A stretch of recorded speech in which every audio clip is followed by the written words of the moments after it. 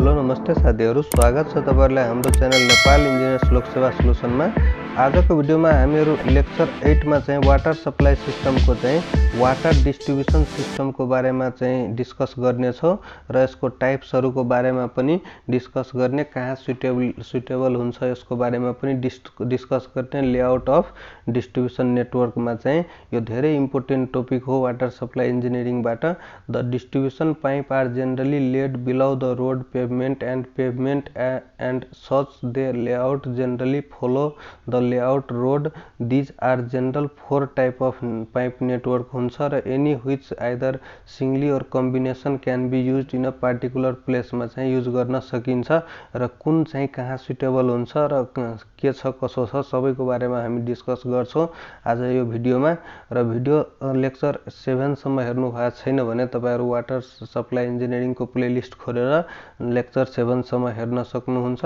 र यो आजको 4 वटा टाइपमा चाहिँ फर्स्ट टाइपमा रहेको छ डेड इन्ड सिस्टम, जसलाई हामी ट्री सिस्टम पनि भन्ने गर्छौं। र ट्री सिस्टममा के छ त, ट्री सिस्टम हामी कहाँ युज गरिन्छ त यसको एडभान्टेज छ really it is very cheap हुन्छ। Determination of discharge and pressure easier due to the less number of valve हुन्छ यसमा हैन।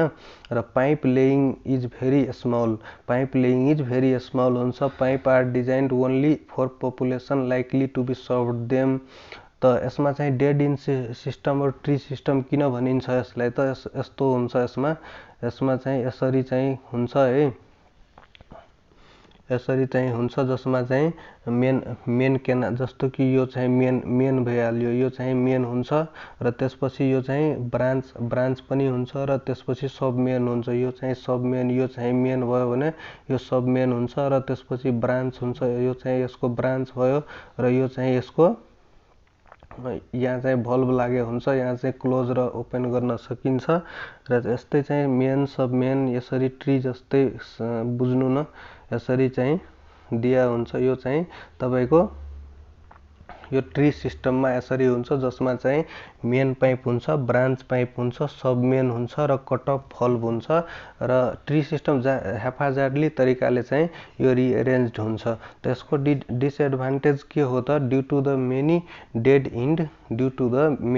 End stagnation of water occur in the pipe हुन सक्छ। stagnation of water in the pipe र the water available for firefighting is low because supply can neither be increased nor be diverted. The many score valve are required and less successful in maintaining satisfactory pressure is in the far areas. त यो चाहिँ थियो आजको dead end system. अब grid iron सिस्टममा चाहिँ के छ त, city town road having rectangular pattern छ भने इम्प्रुभमेन्ट ओभर डेड इन्ड सिस्टमबाट चाहिँ यो चाहिँ ग्रिड आइरन सिस्टम चाहिँ अलिकति इम्प्रुभमेन्ट छ। के छ यसमा त, ग्रिड आइरन सिस्टममा एउटा रेक्टेंगुलर टाइपको प्याटर्न हुन्छ जसमा यसरी चाहिँ प्याटर्नमै हुन्छ, सबै थोक प्याटर्नमा हुन्छ यसमा। जस्तो कि यो चाहिँ मेन भयो, यसमा पनि यो मेन भयो, यहाँबाट पानी आयो भने यतातिर भल्भ लागे हुन्छ, यहाँतिर सब मेन हुन्छ, यहाँ पनि सब मेन हुन्छ। र यो चाहिँ पानीको भल्भ यहाँ चाहिँ तीनटै साइडमा लागेको हुन्छ, जतापट्टि पनि डाइभर्ट गर्न मिल्छ। फेरि यहाँ पनि यसरी नै सेम मेन सब मेन हैन, अनि यता पनि भल्भ लागेको हुन्छ। यसरी चाहिँ रेक्टेंगुलर पार्टमा हुन्छ जे होस् हैन। यसमा पनि ब्रान्च र सब मेन हुन्छ। यो चाहिँ मेन भइसक्यो पुरा, यो चाहिँ सबै भइसक्यो तपाईको सब मेन र यताको चाहिँ ब्रान्च भयो। यो बीचको जति छ यो चाहिँ ब्रान्च हुन जान्छ। यो अलिक सिस्टमेटिक वेमा छ। One main pipeline through the centre of the both side यसमा हेरे थियो हामी। Both side of the main the sub main and are take off in the perpendicular direction र it is suitable for rectangular layout को लागि suitable हुन्छ where the water mains and branches laid rectangular।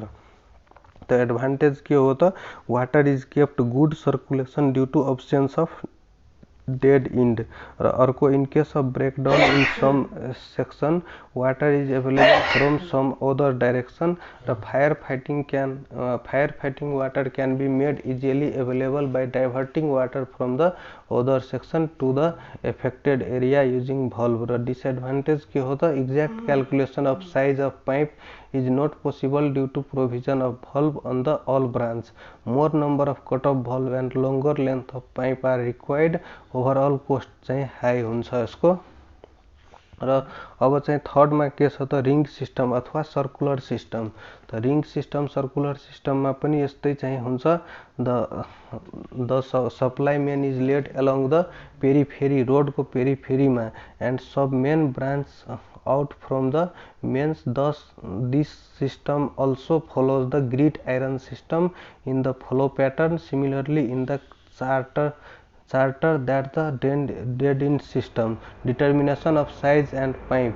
त यसमा चाहिँ के हुन्छ generally अरूमा त मेन थियो बीचमा तर यहाँ चाहिँ यहाँ मात्रै मेन हुन्छ र त्यसपछि फ्लो प्याटर्न त यस्तै हुन्छ फ्लो प्याटर्न यस्तै हुन्छ र यो मेन भयो अनि मेन बाहेक एउटा मेन माथि भयो त्यसपछि यहाँ मात्रै एउटा मेन आउँछ र यो सबै सबसिडरी सब मेनहरू यो चाहिँ ब्रान्च हुन जान्छ। यो चाहिँ यसरी चाहिँ पेरिफेरीमा चाहिँ जान्छ र भल्भहरू यहाँ पनि लागेको हुन्छ सब मेनमा जानको लागि यहाँ पनि लागेको हुन्छ।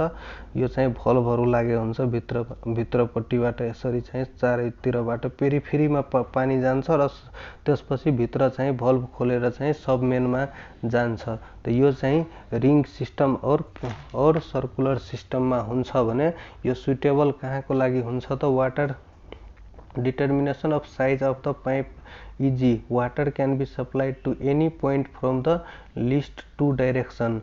Suitable for the cities having well planned road and road in circular or rectangular pattern मा छ भने त रेडियल सिस्टममा जाउँ। रेडियल सिस्टममा के छ फोर्थ सिस्टममा त रेडियल सिस्टममा यस्तो प्याटर्न हुन्छ रेडियली प्याटर्न हुन्छ जस्तो कि यो भयो हैन अनि यो चाहिँ मेन चाहिँ आयो एम यो मेन भयो। यो रेडियल सिस्टममा के हुन्छ भन्दाखेरि रेडियल सिस्टममा जस्तो कि यो बीचमा यसरी आयो हैन यो सब मेनमा जाने बित्तिकै यस्तो आउँछ अनि यहाँबाट यसरी सरी यसको फिगर चाहिँ भएन अलिकति फिगर चाहिँ यसरी बनाउनु पर्छ। यसको बुझ्नको लागि यसरी बनाउनु।